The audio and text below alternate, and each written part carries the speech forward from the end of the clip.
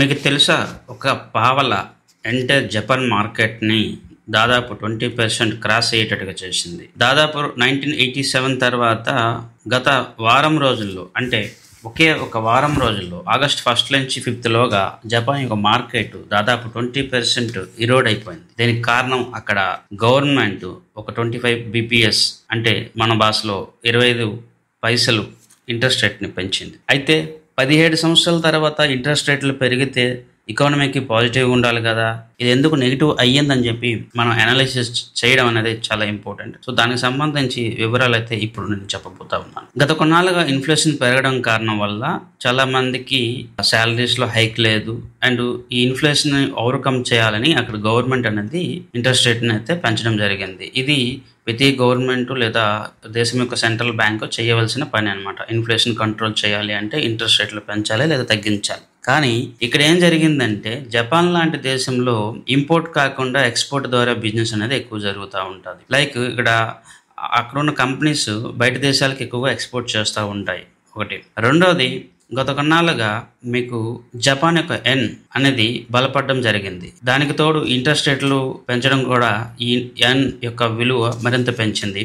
దాదాపు $160గా ఉన్న యెన్ ఇప్పుడు 142కి పడిపోయింది అనమాట. అంటే డాలర్ కంపేర్ చేసుకుంటే జపాన్ యెన్ యొక్క వాల్యూ అనేది ఎక్కువైందనమాట. అయితే ఈ మార్కెట్ క్రాష్ సంబంధించి 4 ముఖ్యమైన పాయింట్ల గురించి మనం తెలుసుకోవడం చాలా ఇంపార్టెంట్.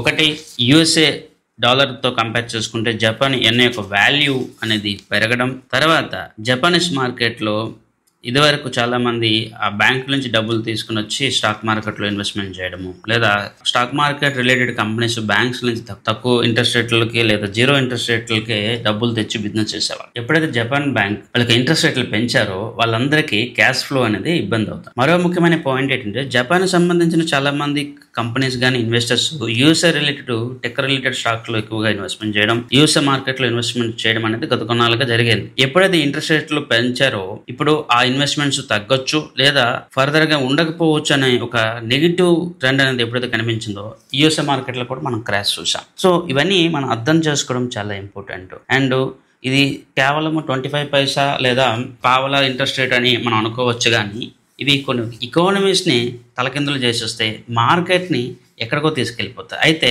ఇది ఒక షార్ట్ టర్మ్ గ్లిచ్ లేదా షార్ట్ టర్మ్ ఈవెంట్ అని నేను అనుకుంటా. ఎందుకంటే మీకు ఓవరాల్గా ఎప్పుడైనా కూడా ఒక ఎకానమీకి ఇన్ఫ్లేషన్ అనేది ఇంపార్టెంట్, ఇంట్రెస్ట్ రేట్లు పెరగడం అనేది కూడా ఇంపార్టెంట్. మనకి ఫిజిక్స్లో ఫిక్షన్ అనేది ఎంత ఇంపార్టెంటో ఒక ఎకానమీ గ్రో అవ్వాలంటే ఇన్ఫ్లేషన్ కూడా అంతే ఇంపార్టెంట్. ఇది ఒక షార్ట్ టర్మ్ ఈవెంట్ కాబట్టి మార్కెట్లో ఒక కరెక్షన్ అయితే వచ్చింది, కానీ తదనంతరం ఈ కరెక్షన్ అనేది రెక్టిఫై అయిపోతుందని నేను అనుకున్నాను. అండ్ ఆటోమేటిక్గా మీకు మార్కెట్లో కూడా చూస్తే ఆఫ్టర్ ఆగస్ట్ 6 మీకు మార్కెట్లో ఒక బౌన్స్ బ్యాక్ కనిపించింది. జపాన్ మార్కెట్లో కూడా బౌన్స్ బ్యాక్ అనేది మనకు కనిపించింది. అంటే ఒక మేజర్ ఈవెంట్ చేంజ్ ఎప్పుడైతే ఒక ట్రెండ్లో జరుగుతూ ఉంటుందో ఒక షార్ట్ టర్మ్ గ్లిచ్ కానీ ఒక కరెక్షన్ కానీ అవుతుంది. అయిన వెంటనే మార్కెట్లో ట్రెండ్ అనేది రివర్సల్ అవుతుంది. ఇది అర్థం చేసుకోవడం చాలా చాలా ఇంపార్టెంట్. నేను ఈ వీడియో మొదట్లో చెప్పినట్టుగా పావలా ఇంట్రెస్ట్ రేట్ అనేది జపాన్ మార్కెట్ని క్రాష్ ఎలా చేసిందో ఒక పాయింట్ అయితే, ఆ ట్రెండ్ సెట్టింగ్ అయిన తర్వాత మనం ఇన్వెస్ట్మెంట్స్ని ఏ విధంగా అర్థం చేసుకోవాలి, మార్కెట్ని ఎలా అర్థం చేసుకోవాలి అన్నది కూడా చాలా ఇంపార్టెంట్. మన వరకు 25 బీపీఎస్ అనేది చాలా చిన్న విషయం అయ్యి ఉండొచ్చు, కానీ కొన్ని వేల కోట్లు మనీ ఫ్లో ఉన్న కంపెనీస్ లేదా కొన్ని వేల కోట్లు అప్పులు తీసుకుంటున్న కంపెనీస్కి ఇది చాలా పెద్ద విషయం. ఎందుకంటే ఎప్పుడైతే జపాన్ అనేది ఒక జీరో ఇంట్రెస్ట్ రేట్ ఉన్న కంట్రీ అనమాట. ఎప్పుడైతే 25 బీపీఎస్ ఎప్పుడైతే పెంచారో అంతకుముందు ప్రాఫిట్ రాకపోయినా పర్వాలేదు, కానీ ఇప్పుడు ఏంటంటే మినిమం ప్రాఫిట్ అనేది కంపెనీస్ అయితే ఎర్న్ చేయాల్సి వస్తుంది అనమాట. సో ఈ టార్గెట్ ఓరియంటెడ్ లేదా ఈ ప్రెషర్ ఎప్పుడైతే కనిపిస్తుందో అది ఎంటైర్ మార్కెట్ మీద ఒక నెగిటివ్ ఇంపాక్ట్ అయితే చూపిస్తుంది. సో ఒక చిన్న చేంజ్ కూడా కొన్నిసార్లు ఎకానమీస్ని కంపెనీస్ యొక్క ప్రాఫిటబిలిటీని ఎంత దారుణంగా మారుస్తాయి అన్నది ఇది ఒక లైవ్ కేస్ స్టడీ. ఇలాంటివి మనం ట్రాక్ చేయడము తెలుసుకోవడం అనేది